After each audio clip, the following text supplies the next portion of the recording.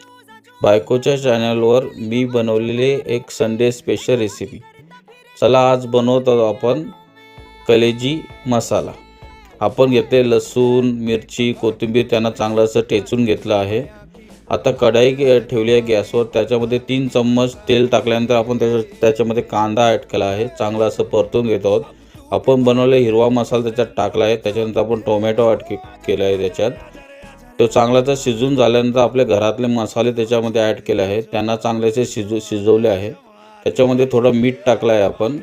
आता आपण त्याच्यामध्ये कलेजी टाकून त्याला मिक्स करत आहोत। चांगल्याचं परतून झाल्यानंतर आपण त्याला एक 20 मिनिटं आपण त्याला शिजवत ठेवत आहोत। 20 मिनिटं शिजून झाल्यानंतर आपण एकदा चेक करत आहोत कशी शिजली आहे।